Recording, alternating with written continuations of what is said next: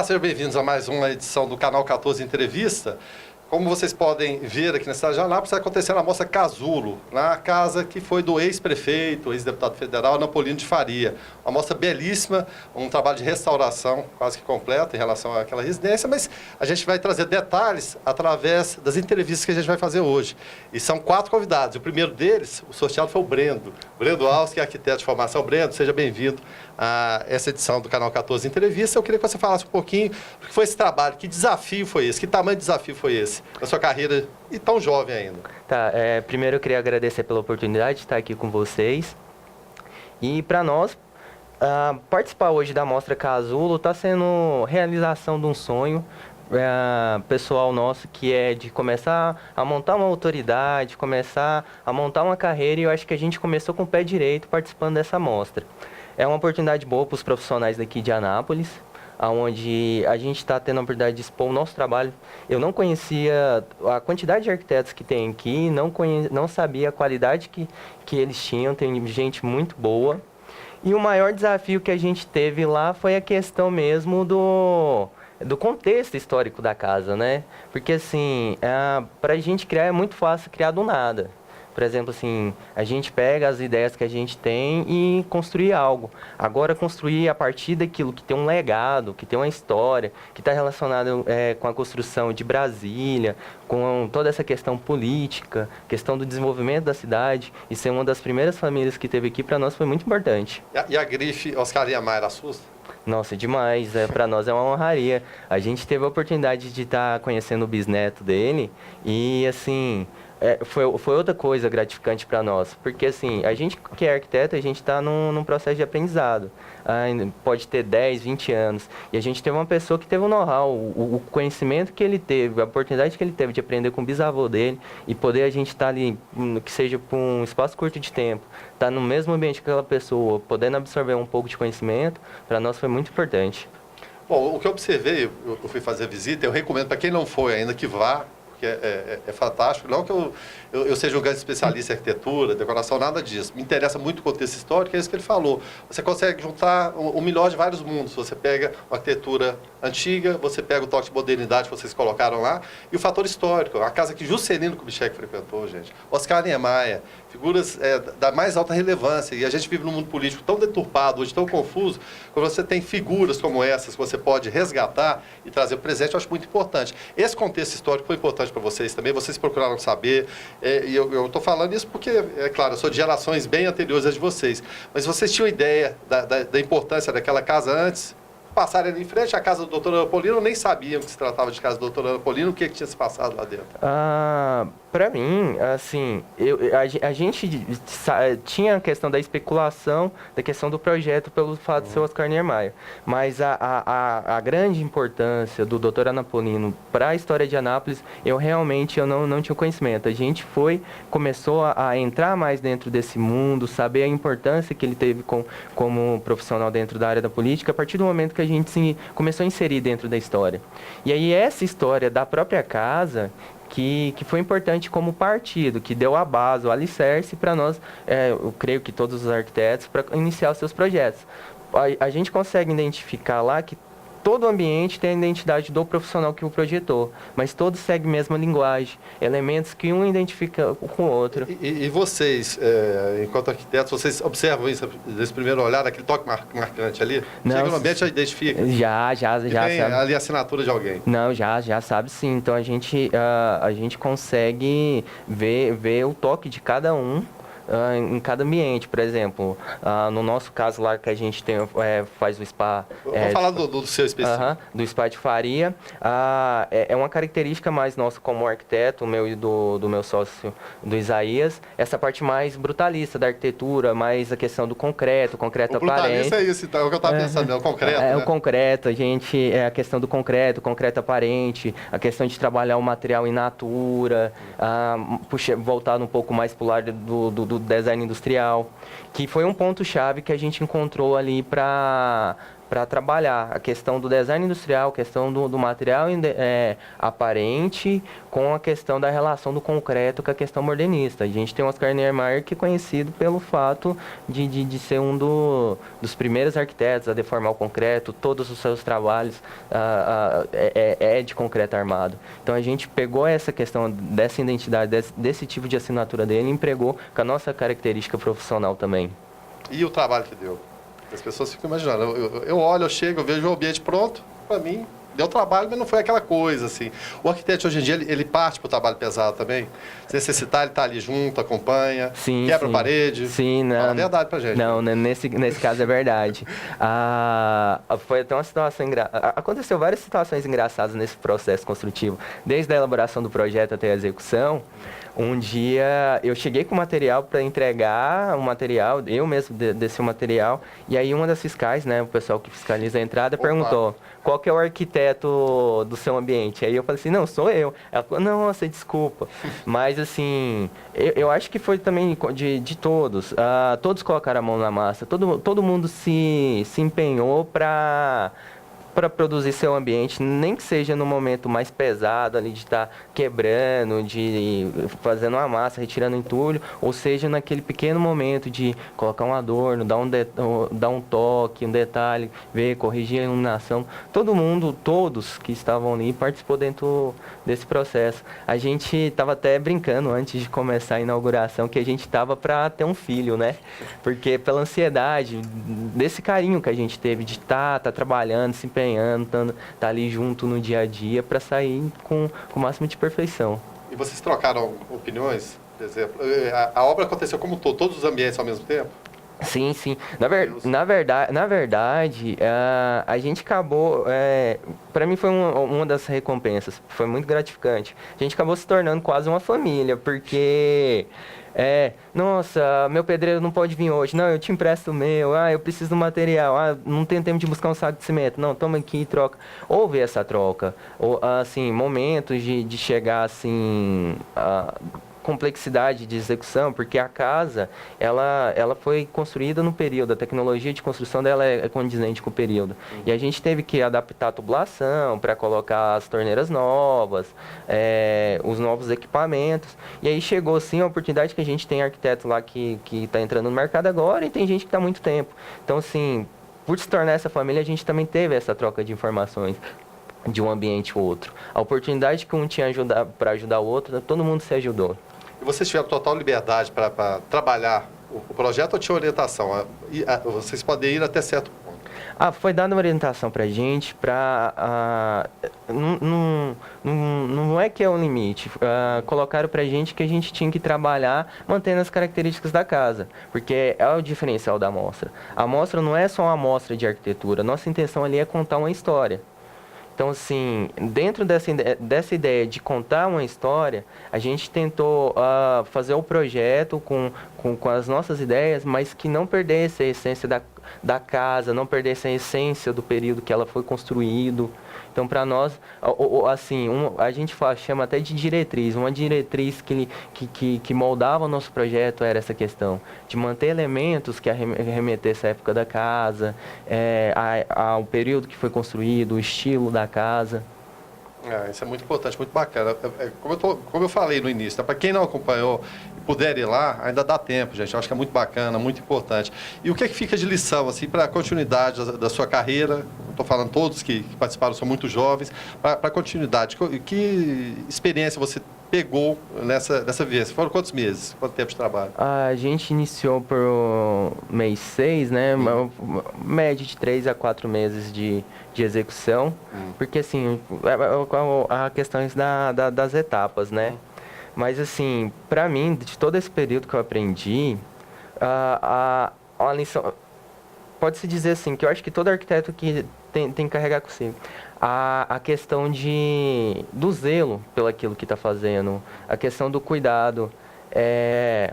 No meu caso, eu tinha essa questão de projetar, construir, mas assim, às vezes até vivia o sonho do cliente. Participando da mostra, ela me trouxe como fala, a vontade de viver mais os sonhos dos meus clientes, porque ali eu vivi meu sonho. E é muito importante essa ligação nossa profissional com o nosso cliente, com aquilo que tá fazendo. Porque quando a gente sonha, a gente se dedica, o produto final que sai é muito prazeroso. E hoje, assim, eu me sinto muito contente com o resultado final que nós chegamos na mostra. Bom, continuando com o Canal 14 Entrevista, nossa convidada agora é a Milena Rodrigues, uma das arquitetas participantes da mostra Casulo. Ela vai falar especificamente de qual ambiente ela cuidou. Primeiramente, seja bem-vinda ao Canal 14. Obrigada, Milena. Eu que agradeço pelo convite. Tá certo, obrigado pela participação. Qual ambiente você cuidou lá? Porque são vários ambientes, eu visitei, eu acho que quase todos, né? Mas se você falar, é capaz de eu lembrar. Eu fiz a Varanda Gourmet. Lembrei. Que bom. Com a parceria com a Marina Asmar. E a gente começou, assim, do nada, né? Do zero, que a gente ficou na parte externa da casa e tivemos que levantar tudo. O levantar tudo quer dizer o quê? Desde a parede, a estrutura toda, porque na parte de trás, não sei se você conhecia lá como era na casa. Antes não tinha nada, era mato. Muito a casa estava em construção ainda. Era mato, então não tinha nada e a gente teve que levantar do zero, né? E às vezes começar do zero é até mais difícil do que mexer com o que está pronto, ou não necessariamente. Não necessariamente, porque talvez teve alguns ambientes que teve que revitalizar, né, mexer no chão, e a gente... Sim, teve que fazer toda a estrutura, o chão, o piso, então acaba também tendo umas dificuldades também. Igual como a gente teve uma árvore, como ela tinha raiz muito grande. Imagino. Então foi difícil da gente colocar para fazer os pilares, a gente teve que ver toda essa dificuldade, porque a gente não poderia mexer muito nela, por causa da estrutura. Teve essa né? preocupação ambiental, então? Sim, teve, não podemos tirar muitas árvores, a gente não pôde tirar, muitos outros arquitetos tiveram que manter as árvores lá. E como a nossa também, a gente quis preservar a árvore, porque fazia parte da casa e a gente queria também que, como nossa é uma varanda, a gente queria integrar a vegetação no nosso ambiente. Porque a varanda só pro nada também fica... não. Não faz muito sentido, né? Não. Isso, a ideia também, assim, como lá a varanda que já tinha a área da churrasqueira já era integrada com a vegetação, a gente quis trazer essa parte da vegetação para o nosso ambiente. Até com os pergolados, nós quisemos colocar plantas em cima e com vidro para a gente ter para a gente olhar para o céu e ter a imaginação que estamos dentro de uma... que a varanda faz parte do nosso ambiente. Em relação a toda a equipe, teve alguém que supervisionou tudo? Estava assim, vamos colocar acima de vocês para supervisionar todos os projetos? Sim. Antes de começar a fazer o projeto, a gente teve que apresentar para as organizações. Isso que eu ia perguntar. E a gente teve que apresentar para ela falava, não, tudo bem, ótimo, pode seguir nesse estilo, que eles falaram para a gente ter o cuidado da gente seguir a casa dos anos 60, né, quando ela foi construída, e seguir a linguagem no interior da casa também que tinha, para a gente não mudar um pouco. E vocês, como eu falei na entrevista com o Breno, todos muito jovens. Estão lidando com um ambiente que de repente vocês não conheciam, não faz parte do dia a dia. Vocês moram em casas com certeza mais modernas e vão para uma estrutura totalmente diversa, totalmente diferente. É um choque também entre o que se aprende na faculdade, ou vocês têm também ali de lidar com projetos antigos, de casa, de restauração, ou esse choque ali do local realmente impactou vocês? Até que nem tanto, porque muita coisa eu fiquei muito assim, por causa que a casa tinha muita coisa que hoje voltou à época. A moda tem um pouco disso, né, de pegar um pouco do passado e voltar para agora. Então, igual as madeiras usadas nas paredes com ripadas, hoje em dia está voltando muito isso para a arquitetura. E o chão também de madeira está usando muito também. É uma linguagem que está trazendo da época, está trazendo para os dias de hoje. Então, acho que não foi tão difícil de fazer essa linguagem, não. E fala em linguagem, acho que vocês combinaram a entrevista antes, porque era exatamente o que eu estava conversando com o Brendo e também com o Isaías, não é isso? Antes, né, da entrevista, o que a gente vai falar, eles estavam falando exatamente do ciclo, né? Funciona como moda também, né? Você está aqui, você vai rodando, pega e volta.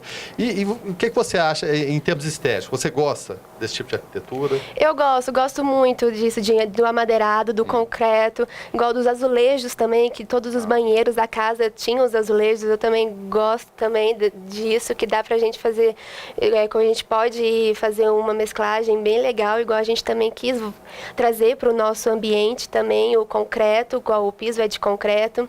Os azulejos a gente tentou trazer na parte da bancada, em cima da bancada, de fazer colocar os azulejos em cima da bancada também, para trazer um pouco da linguagem para o nosso ambiente. Como o nosso não tinha nada, né? A gente quis trazer também para o nosso ambiente isso. Então, Foi um grande desafio, é verdade. Foi um grande desafio. E para falar em desafio, para superar desafio, a gente sempre precisa, cada vez mais, eu acho, no mundo de hoje, por mais facilidade que a gente tem de tecnologia, tudo parcerias. Nesse sentido, vocês tiveram várias parcerias. Acho que cada ambiente contou com parcerias, seja da cidade de Anápolis, outras cidades também. E para captar essas parcerias, como é que foi? Foi complicado? Nossa, foi difícil, foi difícil. Né? Eu acho que também pela cidade de Anápolis nunca ter tido uma mostra antes, né? Então acho que foi isso bem difícil para a gente e para as lojas também, que não conheciam muito esse mercado, né? Que isso aconteceria mais nas cidades próximas de Goiânia e Brasília, mas não aqui. Então foi difícil de trazer eles para a gente, mostrar para eles que também seriam bom, importante para eles estarem participando. E também da gente, arquitetos, de resgatar um pouco para a cidade de Anápolis, que acho que meio que estava perdendo isso, e para os lojistas também é bom de trazer novos clientes, novos arquitetos e novas parcerias futuramente. Em relação à mobília que está lá dentro, alguns objetos, eles serão colocados à venda? Como que vai funcionar? Sim, todos no final da mostra serão todos vendidos, que quem quiser ir lá pode ir lá e que vão ter todos com um preço melhor também, por estar na mostra, vão ter descontos. Não, e o bom de comprar naquele ambiente é que está tudo maravilhoso, bem colocado. Sim. Você olha ali e fala, na minha casa vai ficar bom. Vai ficar ótimo, não tem como ter erro. E também pode ter ajuda também de nós, arquitetos também, para ajudar a colocar nas casas. E as mobílias também, algumas foram restauradas da casa, né, que são acervos do design do Sérgio Rodrigues, que aí esses não estarão à venda, mas tem muita coisa bonita que dá para a gente trazer para a nossa casa. E uma curiosidade, porque o mundo da construção, a arquitetura, a gente estava falando muitas vezes, fica na prancheta, você está ali no computador, aquela coisa toda, um ambiente delicado, tranquilo. E quando parte para a obra, para lidar com o homem no dia a dia, você de repente tendo que dar uma ordem para o homem. Para nós mulheres é um pouco mais difícil, né? Eles meio assim que não respeitam um pouco, lógico que com o homem eles, se algum arquiteto, não, mas se algum arquiteto falar, eles vão e fazem. Agora se uma mulher falar, eles já ficam meio assim, já ficam, ainda mais eu com mais novas assim, eles já ficam não querendo muito. Mas o que essa menina está falando para mim? Eu isso, mas também é bom a gente também ouvir igual os pedreiros que tem mais muita experiência também, isso, né? Então é muito bom da gente estar sempre prestando também atenção do que eles falam, que também dá para ensinar muita coisa pra gente. A pergunta final, valeu a pena? Todo o sacrifício foi difícil, mas valeu. Não vou falar que foi fácil, né? Foi difícil, mas valeu a pena sim. Mas se fosse fácil também não teria Não graça. teria, todos tiveram suas dificuldades, mas valeu a pena depois ver tudo pronto. Ficou muito bom, a casa ficou muito boa.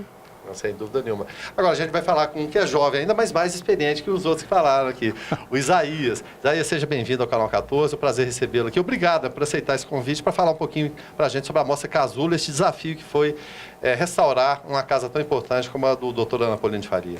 Eu que agradeço, né, a oportunidade de vir aqui falar um pouco sobre essa experiência, que foi uma experiência bastante construtiva para nós.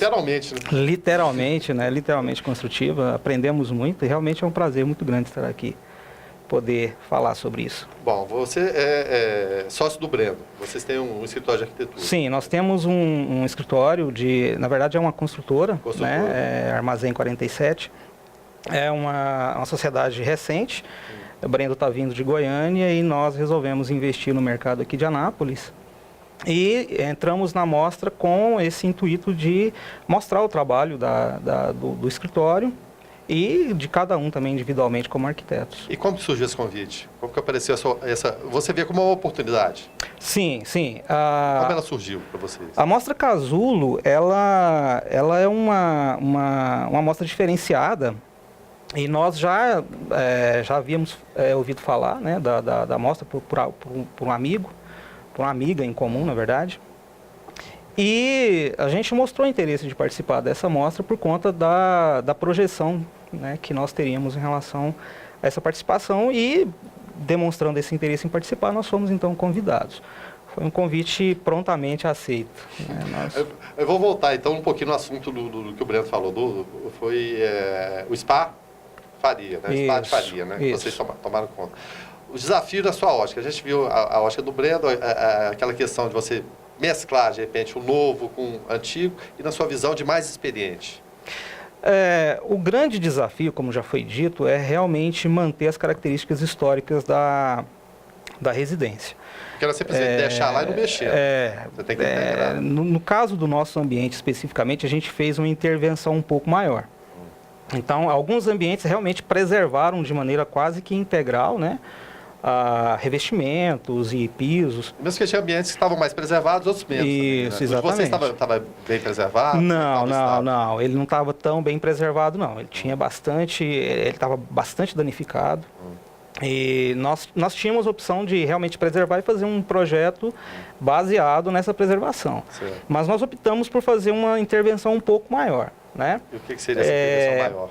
Nessa intervenção a gente fez algumas alterações no próprio ambiente, nós criamos alguns nichos, uma coluna, retiramos boa parte do revestimento e usamos esse revestimento de uma maneira mais artística no local. E para manter a característica histórica do local, nós preservamos alguns elementos originais, né? Banheira, a cuba, que é uma cuba de prata de época, nós mantivemos. Parte do revestimento, né? Mas você fala revestimento, seria azulejo? Isso, um azulejo laranja. Eu falo assim para trazer para a linguagem popular minha, né? Claro. Nós mantivemos, então, algumas peças do azulejo. Nós montamos um mosaico desse azulejo no ambiente para fazer uma referência histórica do ambiente. No entanto, nós trouxemos também a referência da arquitetura modernista, né? Que faz parte do contexto de toda a casa. Então, nós trouxemos isso para dentro do nosso ambiente. Foi um desafio, desde o momento que nós sentamos para pensar no projeto até a execução, foi realmente um desafio muito grande. E desafio também de pensar em dupla, né? Às vezes um quer seguir uma linha, outro quer seguir outra linha. Como que chega a esse consenso da arquitetura? Na verdade, eu e o Brendo, nós temos uma certa sintonia, muito bacana, assim. A gente não teve muita dificuldade em relação a isso, não. Nós acabamos trabalhando de uma maneira bem sintonizada, chegamos a soluções. Sempre que eu tinha uma ideia, ele complementava com alguma coisa. Quando ele tinha uma ideia, eu complementava com alguma coisa, mas a gente acabou fazendo a coisa de uma maneira bem tranquila. Foi um processo tranquilo, né? O processo de criação do projeto foi um processo mais tranquilo. A gente conversava ali fora, até antes da entrevista, do colocar a mão na massa, né? Você é daqueles que falou para mim lá fora, eu queria que você repetisse aqui, que não é, assim, gosta, é claro, do trabalho do dia a dia, do escritório, computador, a prancheta, aquela coisa toda, mas não se nega a pegar a mão na massa. Assim como o Breno também fez, às vezes, de transportador do mercadoria foi barrado, né? Exatamente. Acontece com você também? Sim. A minha formação inicial é técnica em edificações, né? E isso é importante na formação do arquiteto? Sim. Hoje nós temos uma dificuldade para o profissional de arquitetura, que é a dificuldade que ele tem de se impor na obra. Por conta de uma série de questões de formação, questões culturais do brasileiro, de aceitar que o arquiteto ele é um profissional completo em relação à obra. Então nós temos essa dificuldade. Muita gente, depois eu queria até, desculpe te interromper, os limites ali entre o engenheiro, o arquiteto, o mestre de obras, dá conflito? Sim. Nós temos um conflito baseado na falta de conhecimento do público em geral sobre as atribuições de cada profissional. Porque você é arquiteto, engenheiro, tudo a mesma coisa. Isso, né? Hoje existe um conceito muito comum, muito difundido, né? De que o arquiteto ele é o profissional que faz a decoração. Ou seja, é a frescura.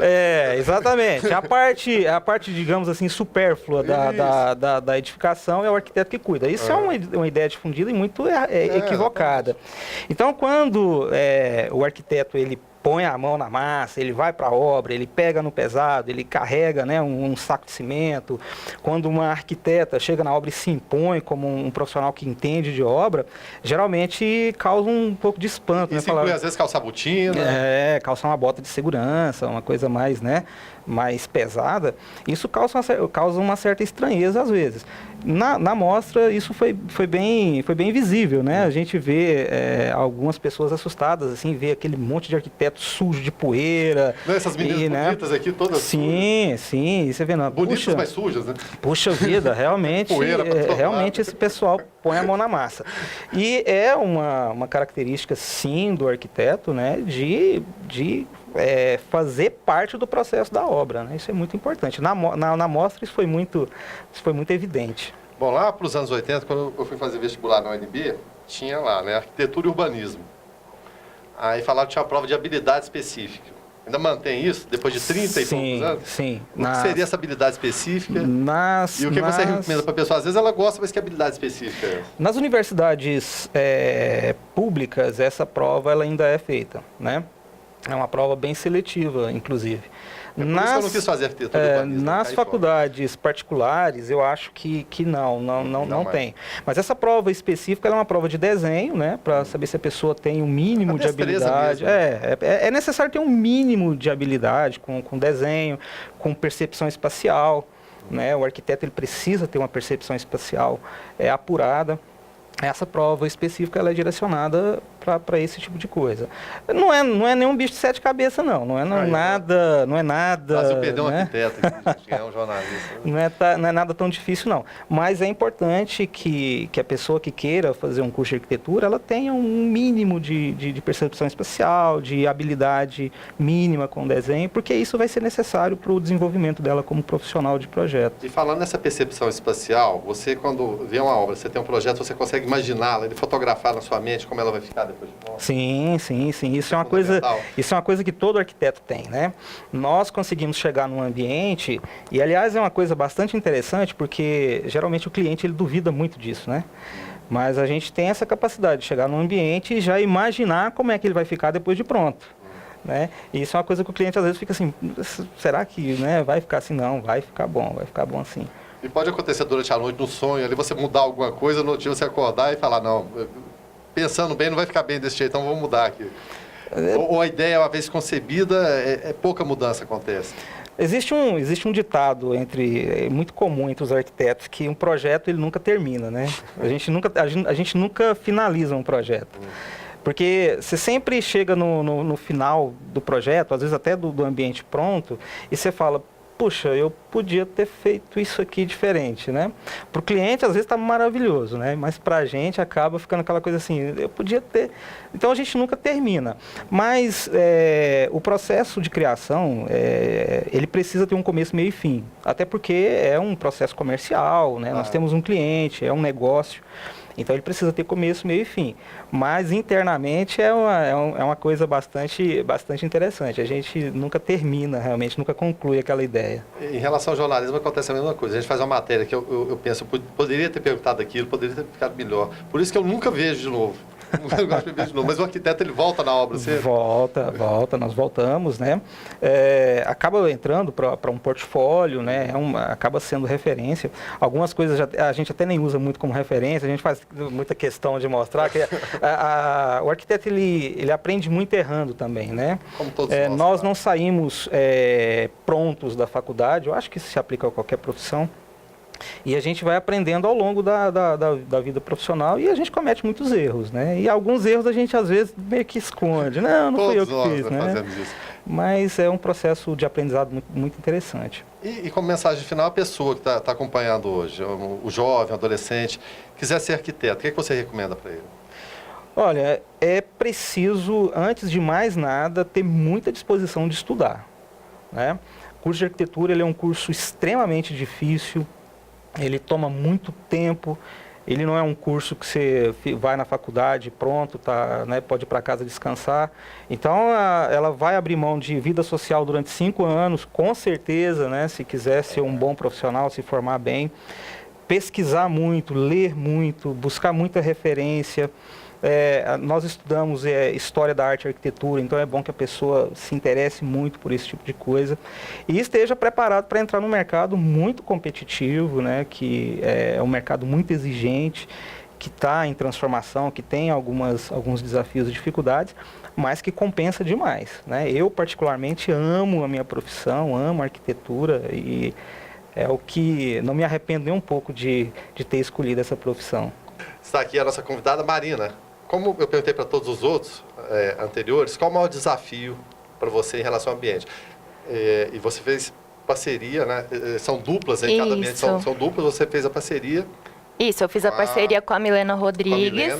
Na verdade, a gente não tem um escritório juntas. Foi a parceria do trabalho. Foi uma parceria exclusivamente para a mostra, mas com certeza surgirão outros trabalhos a partir dessa primeira parceria, que eu acho que a gente deu muito certo trabalhando juntas. E eu acho que o maior desafio da mostra foi realmente começar do zero. Eu nunca tinha pegado uma obra assim de iniciar do zero, eu sempre fiz reformas, como eu sou formada recentemente, então eu acho que esse foi o maior desafio, de estar lá mesmo, pegando pesado, estar em todos os momentos da obra, eu acho que foi esse o maior desafio. E a gente sabe que o toque feminino em relação à obra e tudo é diferenciado do masculino. Por ser um espaço gourmet, eu acho que aquela questão, muito embora os homens hoje estejam indo para a cozinha, e a cozinha parece que hoje se tornou o espaço principal da casa, que nos anos 60, quando chegou a televisão, era a sala, né? A sala e o objeto principal era a televisão instalada lá, né? Com aquele forrinho bonitinho em cima, a televisão de madeira, aquela coisa horrível, né? Mas hoje em dia, não. As varandas gourmet, o espaço da cozinha está se tornando muito importante. Em relação à mulher ter esse olhar diferenciado para esse espaço que era exclusivo das mulheres e hoje está sendo um pouco invadido pelos homens ainda? Bom, eu acho que não tem uma diferença, assim, entre homem e mulher. Assim, bom, nós demos o nosso toque, eu acho um pouco feminino, mas assim, tentando trazer mesmo um aconchego, um espaço mais agradável para o ambiente. Eu acho que a gente conseguiu deixar bem a nossa cara. A nossa ideia foi mesmo fazer um espaço funcional, mas principalmente agradável e aconchegante, que relembrasse mesmo os momentos da família de Faria, de confraternização, de boa gastronomia, que é o que esse espaço que está super utilizado hoje em dia, é o queridinho hoje nos apartamentos, isso, é a varanda gourmet, que é onde você pode reunir com os amigos, com os familiares e tá cozinhando. Assim, não separar o espaço da funcionalidade, né, que é o cozinhar em si, com o estar com os amigos e curtindo o momento mesmo. Eu acredito que na profissão de arquiteto possa acontecer o seguinte: você tem uma ideia a respeito do ambiente, o dono da casa ou quem quer que faça, contratou você e quer que faça o projeto, seja uma ideia totalmente diferente. Como chegar nesse lugar comum? Lá, eu acredito que não teve muito esse problema, mas no dia a dia, vamos sair um pouquinho da Mostra Casulo e falar do dia a dia da questão do trabalho. Às vezes o cliente tem uma ideia, como convencê-lo de que a sua ideia pode ficar um pouquinho melhor que a dele? Eu parto do princípio de respeitar mesmo o sonho do cliente, porque querendo ou não, eles procuram a gente para a realização de um sonho deles, mas é claro que com a nossa experiência, com os nossos estudos, a gente tem o dever de explicar para eles o que é melhor, o que dá certo, o que não dá, porque realmente a gente tem esse conhecimento que às vezes eles não têm. E eu acho que a nossa profissão é isso, a gente buscar o que o cliente quer, mas com um toque nosso, que a gente tem o conhecimento mesmo. E esse poder de convencimento também. Isso. De levá-lo a imaginar uma coisa que possa ficar melhor. De isso. repente, e eu acho que é isso em tudo, né? No dia a dia, às vezes, muitas ideias não batem com a realidade, não são execuíveis no dia a dia. Né? Eu estava conversando com o Brendo, com o Isaías, com a Milene também. O dia a dia de tudo que a gente vai fazer é muito complexo, é lidar com pessoas. E, nesse sentido, a tecnologia, como tem ajudado vocês? É claro que você, muito nova, já veio desse mundo tecnológico. Né? Talvez o Isaías pegou um pouquinho daquela parte mais antiga, do projeto, da mão de obra ali. O que a tecnologia facilita e o que ela dificulta hoje em dia? Se é que ela dificulta alguma coisa, ou só facilita? Eu acho que facilita em todos os quesitos, principalmente na agilidade mesmo. É muito mais fácil hoje em dia você mudar um projeto, mudar um detalhe, padronizar assim mesmo, o seu estilo mesmo de de projeto, né, de entregar projeto. E assim, é bem mais fácil eu mostrar 2 opções, hoje em dia com imagens 3D, nas que telas, né? isso, nas telas eu acho que fica mais fácil até do cliente entender. Que o cliente geralmente é muito visual e ele não consegue imaginar muito em planta mesmo. Então, hoje em dia, a gente tem esses recursos que facilita para o cliente mesmo entender e até mudar. Para a gente, facilita a gente mudar também, né, o projeto. A questão espacial, melhor dizendo, que o Isaías falava, de você já ter aquela noção, aquela fotografia. Nós já temos, mas às vezes para o cliente não é tão fácil assim perceber o que está em planta. Bom, em relação à família, é claro, tem vários membros da família aí. Em algum momento, eles deram alguma opinião? Na minha infância era desse jeito, tal lugar era assim, ou não teve essa troca de ideias? A gente especificamente não chegou a conversar com eles da família, mas a gente pesquisou bastante sobre eles, quais eram os costumes. A gente viu que eles costumavam receber muito em casa, que eles gostavam de cozinhar, sim, eles gostavam de uma boa gastronomia. Então, por isso também a escolha do ambiente, a varanda gourmet. E eles gostavam muito daquela parte externa, né? E de repente pode parecer ser um ambiente menor e mais simples e aconchegante da mesma forma que um ambiente às vezes suntuoso da casa. Né? Isso é muito bacana também, essa foi a ideia. E deu muito certo, você pode ter certeza, né? Chamou a atenção da gente, realmente. E em relação a... Bom, vocês não tiveram essa troca de ideia com eles, mas depois ficou pronto. Qual foi a reação de cada um? Se é que vocês observaram isso, né? Porque você quer observar nas pessoas que visitam a amostra, é uma opinião importante, sem dúvida nenhuma, mas são de pessoas que não viviam ali. Agora, você ter a opinião de pessoas que passaram a infância, juventude, adolescência lá, eu acho que é um diferencial. Qual foi a reação deles? Você se lembra? Assim, mulher é muito sensível nesse sentido, né, de observar as reações de cada um.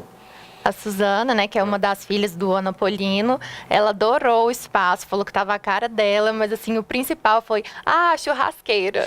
Nossa, porque eu andei em todos os ambientes, não tinha uma churrasqueira para eu fazer meu churrasco, é o que eu mais gosto. Ela ficou super feliz e a gente trouxe uma releitura, né, de uma churrasqueira mais moderna. Então, ela adorou. Coisa boa, bom com o espaço do churrasco. E a pergunta que eu fiz para todos é comum para você também, e o desafio de, às vezes, juntar o novo com o antigo.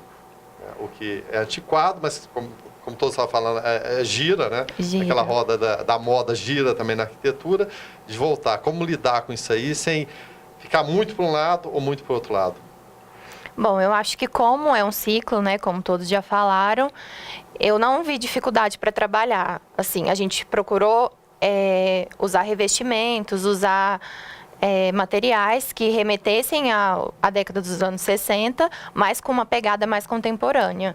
Então, o uso do tijolinho aparente, o uso da estrutura metálica aparente também, que foi o auge da Revolução Industrial, né?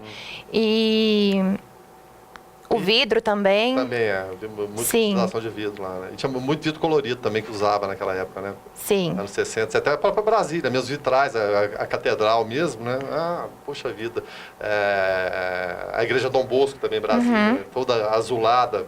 Lembra um cubo d'água lá da China. Não sei se eu estou falando besteira aqui, se eu tivesse, vocês falem alguma coisa. Tá todo mundo vendo aqui, mas marca, né? Tem certas obras que marcam, né? E a influência e eu falei com eles também, o peso do nome Oscar Niemeyer, né? De fazer curvas onde é só concreto, e concreto era só coisa reta, né? Ele conseguiu fazer as curvas, né? Os arcos diferenciados. Brasília está aí para mostrar isso para a gente, né? Esse peso do nome Oscar Niemeyer, que referência ele cria a partir do momento que vocês puderam mexer numa obra criada por uma lenda viva da arquitetura mundial, né? Nossa, eu acho que a palavra mesmo que define é honra e gratidão mesmo de estar participando dessa mostra que carrega tantos nomes importantes na arquitetura e da cidade de Anápolis mesmo, né? Assim, ele é uma pessoa admirável no mundo inteiro, né? E continua trabalhando até praticamente a morte, né? Com mais de 100 anos, vai lá, né? E é uma inspiração mesmo para nós arquitetos. Tanto ele como o Lúcio Costa, né? Que vale a gente lembrar, né? A dupla, né, que ergueu Brasília, pena que as pessoas não tratem Brasília com a devida importância, né, que deveria ser dada, né? Mas isso é assunto para jornalismo, né, não é assunto aqui para mostra de arquitetura. Parabéns pelo trabalho, parabéns pelo trabalho de todos vocês. Obrigada. E já fica a dica aqui, a gente vai gravar o programa O que Elas Pensam, exatamente tendo como cenário a casa do doutor Anapolino de Faria e da dona Dulce, né, o casal. Com certeza absoluta vai ser a nossa locação mais bonita que a gente pode, né? Poderia conseguir, trocamos ideia com o Rafael, ele gostou muito da ideia e vai ser bacana, né? Vamos gravar lá, vamos fazer o especial de final de ano, vamos conversar com outras pessoas envolvidas também, trocar novas ideias e vai ser muito bacana. E eu deixo a dica aqui mais uma vez. Quem não visitou, gente, está perdendo tempo, tem que visitar. Fantástico, ficou maravilhoso. E isso a gente nem falou ainda, que está lá a Mercedes do presidente Juscelino Kubitschek, a Mercedes 63, fantástica também, que é uma joia. A suíte presidencial também. Para quem tem essa curiosidade histórica como eu tenho, para mim foi fantástico. Para quem não tem também, quer ter, compareça. Obrigado, então. Obrigada a você. Bom, esse foi um Canal 14 entrevista especial com os arquitetos que tomaram conta aí, alguns deles, né, porque foram vários, dezenas deles, vocês vão conhecer outros também depois, da Mostra Casulo e dessa restauração fantástica que aconteceu na cidade de Anápolis. Um abraço e até logo mais.